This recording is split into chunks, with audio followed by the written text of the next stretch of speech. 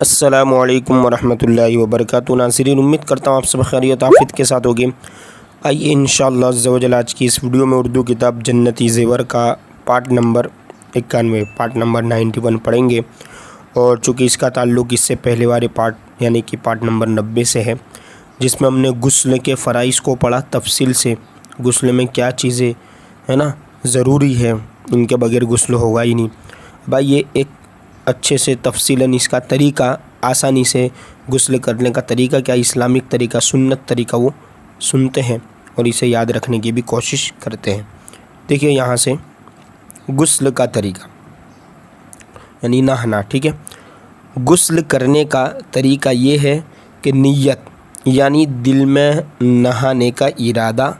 کر کے، یعنی دل میں یہ ارادہ کر لینا ہے کہ میں پاکی حاصل کرنے کے لیے نہا رہا ہوں، کیونکہ غسل تو کبھی ایسا بھی ہے جیسے غسل سنت ہے، جیسے پہلے سے آپ پر کوئی غسل فرض ہونے والا کوئی سبب ہے نہیں ہے، یعنی کہ ناپاک نہیں ہوئے، کوئی ایسا وجہ بھی نہیں ہوئی جس سے غسل فرض ہوتا ہے، پھر بھی آپ غسل کر رہے تو آپ کے لیے سنت ہو جائے گا۔ لیکن چونکہ بہت امپورٹنٹ ہے، ٹھیک ہے، غسل جب فرض ہو تو غسل اتارنا پڑتا ہے، اس وقت تک وہ پاک نہیں ہوتے، تو یہ دھیان سے اس کو ہمیں یاد رکھنا ہے نا۔ دیکھیں کیا نیت کر لینا ہے دل میں، ٹھیک ہے، ارادہ کرنے کا نام ہی نیت ہے۔ اور کیا کریں گے، پہلے گٹوں تک دونوں ہاتھوں کو 3 مرتبہ دھوئیں، یعنی جو ہاتھ میں جو ہم گھڑی پہنتے ہیں یا عورتیں جو چوڑیاں پہنتے ہیں وہاں پر جو کڑک ہڈی ہے، گٹے ہے نا، تو وہاں تک 3 بار ہاتھوں کو دھو لینا ہے۔ پھر استنجا کی جگہ دھوئیں، یعنی جہاں سے ہم پیشاب کرتے ہیں، پاخانہ کرتے ہیں، وہ جگہ دھوئیں، خواہ نجاست لگی ہو یا نہ ہو، یعنی ناپاکی ہو یا نہ ہو۔ پھر بدن پر اگر کہیں نجاست لگی ہو تو اس کو بھی دھوئیں۔ اس کے علاوہ اگر کوئی ناپاکی کسی اور جگہ لگی ہوئی ہے تو اسے بھی دھوئیں۔ اس کے بعد وضو کریں، کلی کرنے اور ناک میں پانی چڑھانے میں خوب مبالغہ کریں، یعنی جو اوپر ہم نے بتایا پارٹ نمبر 90 میں کہ کتنی اچھی طرح کلی کرنی ہے، ناک میں پانی چڑھانا ہے، یہ پورا وضو کر لینا ہے، نماز جیسا وضو، ٹھیک ہے۔ پھر ہاتھ سے پانی لے کر سارے بدن پر ہاتھ پھرا کر بدن کو ملے، ملنا کہتے ہیں نا، مالش، ملے، خصوصاً جاڑوں میں، جاڑوں یعنی سردیوں میں، چونکہ ٹھنڈی کا موقع ہوتا ہے، اس وقت پانی ٹھنڈی کی وجہ سے جلدی لوگ ڈال دیتے، تو اس وقت ملنا پڑے گا تاکہ ٹھنڈی کی وجہ سے پانی کوری جگہ نہ چھوڑ دیں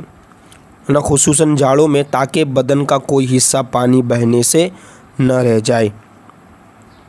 پھر داہنے کندھے پر یعنی سیدھی طرف، سیدھے کھبے، سیدھے کندھے پر 3 بار پانی بہائے، پھر 3 بار بائیں کندھے پر پانی بہائے، پھر سر پر اور پورے بدن پر 3 بار پانی بہائے، اور تمام بدن کے ہر حصے کو خوب مل کر، ہے نا، مل کر یعنی ہاتھوں کو مالش کی طرح ملنا ہے، ٹچ کرنا ہے، دھوئے، اور اچھی طرح دھیان رکھے کہ کہیں ذرہ برابر بدن کی کھال یا کوئی رونگٹا اور بال پانی بہنے سے نہ رہ جائے، کیونکہ پورے ظاہری بدن پر پانی بہانا کیا ہے، یہ فرض ہے، تیسرا فرض ہے غسل کا۔ دیکھیں ضروری تنبیہ، بہت سے لوگ ایسا کرتے ہیں کہ نجس یعنی ناپاک تہبند، یعنی جس کو ہم لنگی کہتے ہیں نا، لنگی، ٹھیک ہے، تو ناپاک تہبند باندھ کر غسل کرتے ہیں اور یہ خیال کرتے ہیں کہ نہانے میں ناپاک تہبند اور بدن سب پاک ہو جائے گا، حالانکہ ایسا نہیں، بلکہ پانی ڈال کر تہبند اور بدن پر ہاتھ پھیرنے سے تہبند کی نجاست یعنی جو تہبند پر ناپاکی لگی ہے اور زیادہ پھیلتی ہے اور سارے بدن بلکہ نہانے کے برتن تک کو نجس کر دیتی ہے۔ اس لیے نہانے میں لازم ہے کہ پہلے بدن کو اور اس کپڑے کو جس کو پہن کر نہاتے ہیں دھو کر پاک کر لے، ورنہ غسل تو کیا ہوگا، اس طرح ہاتھ سے، یعنی یہ جو گیلا ہاتھ ہے تہبند والا، اس سے جن چیزوں کو چھوئیں گے وہ بھی ناپاک ہو جائے گی اور سارا بدن اور تہبند بھی ناپاک ہی رہ جائے گا، یعنی نہاتے وقت ناپاک تہبند سے ایسا نہیں ہوگا کہ وہ پاک ہوگا، بلکہ پانی بھی ناپاک ہو جائے گا، اور اس سے ہاتھ لگا ہوگا تو ہاتھ بھی ناپاک۔ اس سے اچھا ہے کہ پاک تہبند ہو، یا پہلے اس کو دھو لے، پاک کر لے پانی سے، پھر اسے پہن کر غسل کرے۔ دیکھیں مسئلہ، غسل میں سر کے بال گندے ہوئے نہ ہو، یعنی جیسے چوٹی کس طرح والتے ہم، تو وہ اس کو گندے ہوئے بال کہیں گے, بالکل جکڑے ہوئے, ٹھیک ہے. تو ہر بال پر یعنی نہ ہو تو ہر بال پر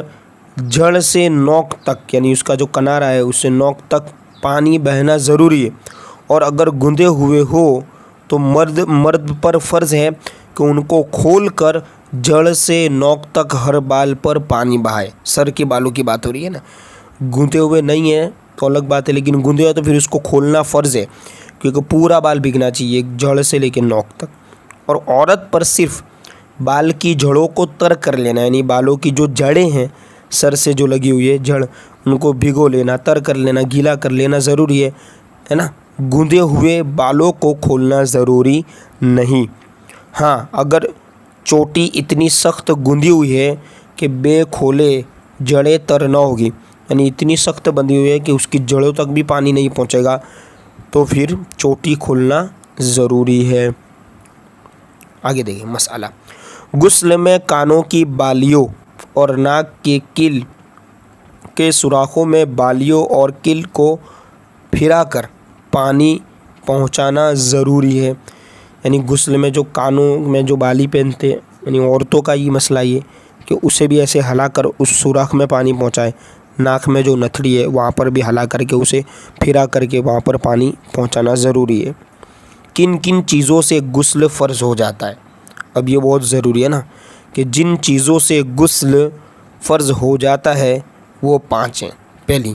منی کا اپنی جگہ سے شہوت کے ساتھ جدا ہو کر نکلنا. اب دیکھیں اس کا مسئلہ یہ ہے, مرد کے لیے عورت کے لیے. منی یعنی جو انسان کا ایک بری فیلنگ ہوتی ہے, اگر وہ یوں کہہ لیجئے کہ شوہر میاں بیوی ہے اور جائز رشتہ ہے تو وہ الگ بات ہے, ٹھیک ہے, پھر بھی غسل تو فرض ہو ہی جائے گا دونوں پر. لیکن یہ منی کا نکلنا اپنی جگہ سے یعنی شرمگاہ سے نکل جانا شہوت کے ساتھ, فیلنگ کے ساتھ, ٹھیک ہے, یعنی وہ وائٹ کلر کا ایک یوں کہہ لیجئے کہ چکنائی والا ایک لکوڈ کی طرح آتا ہے, جھاڑا لکوڈ ہوتا ہے, اسے منی کہتے ہیں. مرد عورت کا یہ ہر بالغ انسان کو معلوم ہوتا ہے, ٹھیک ہے. تو یہ منی کا نکل جانا یوں کہہ لیجئے کہ غسل کو فرض کر دیتا ہے, پھر غسل آپ کو کرنا پڑے گا صحیح سے. دوسری وجہ ہے غسل فرض ہونے کی, وہ ہے احتلام, یعنی سوتے میں منی کا نکل جانا ہے. احتلام یعنی یہ مرد کو بھی ہوتا ہے عورت کو بھی ہوتا ہے. تو نیند میں یہ کوئی برا خواب یا بغیر خواب کے بھی کبھی ایسا ہو جاتا ہے, تو نیند میں بھی اگر منی نکل گئی, صبح میں دیکھا اثر ہے, تو پھر وہ جو ہے غسل فرض ہوگا, جس کو انگلش میں نائٹ فال کہتے ہیں نا. اچھا, ذکر کے سر کا یعنی یہ مرد کی جو آگے کی شرمگاہ ہے وہ, ٹھیک ہے, ذکر کے سر کا عورت کے آگے یا پیچھے یا مرد کے پیچھے داخل ہونا دونوں پر غسل فرض کر دیتا ہے. یعنی یہ جماع کی صورت اختیار کرنا یا غیر سے رشتے کے طور پر یہ شہوت سے بس اتنا بھی کیا کہ مطلب سر جو ہے ذکر کا وہ عورت کے آگے یا پیچھے داخل کیا یا پھر مرد کے پیچھے داخل کیا, تو یہ تمام چیزوں سے غسل کیا ہے فرض ہو جائے گا. حیض کا ختم ہو جانا, یعنی جو عورت کے جو پیریڈس ہوتے ہیں وہ پیریڈس کے جو دن ہے وہ ختم ہو جائے تو پھر اس کے لیے غسل کرنا فرض ہے. اسی طرح 5واں جو سبب ہے وہ ہے نفاس سے فارغ ہونا. یہ نفاس بھی ایک خون ہی ہے, یعنی کہ بچہ جننے کے بعد جب وہ نفاس کا خون بند ہو جائے گا تو پھر غسل کرنا فرض ہے. یہ مسئلہ جمعہ ہے نا, عید, بقرعید, عرفے کے دن اور احرام باندھتے وقت غسل کر لینا سنت ہے. اسی طرح میدان عرفات اور مزدلفہ میں, یہ جو مکہ مکرمہ اور مدینہ منورہ جب ہم حج کے لیے جاتے ہیں عمرہ کے لیے, تو وہاں کے یہ مقامات ہیں, ٹھیک ہے. اس میں کچھ فرق ہے, جیسے عرفات کے میدان میں یہ حج ہی میں جاتے, عمرہ میں نہیں ہوتا یہ, ٹھیک ہے. تو یہاں پر ٹھہرنے میں حرم میں کعبہ یعنی کعبہ, حرم اور روضہ منورہ یعنی پیارے آقا صلی اللہ علیہ وسلم کا جو روضہ منورہ ہے اس کی حاضری یا طواف کعبہ, مینا میں داخل ہونے, جمروں کو کنکریاں مارنے کے لیے غسل کرنے, یہ تمام چیزوں کے لیے غسل کر لینا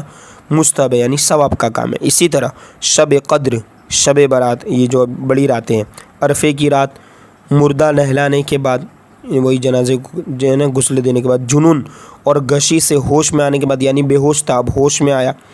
گناہ سے توبہ کرنے کے لیے, نماز استسقاء کے لیے جو بارش کے لیے نماز پڑھتے ہیں وہ, گرہن کے وقت, سورج گرہن چاند گرہن ہوتا ہے نا وہ نماز کے لیے, خوف تاریکی آندھی کے وقت، ٹھیک ہے، ان سب صورتوں میں غسل کر لینا مستحب یعنی ثواب کا کام ہے۔ اب انشاءاللہ پارٹ نمبر 92 میں ہم پڑھیں گے اسی سے متعلق اور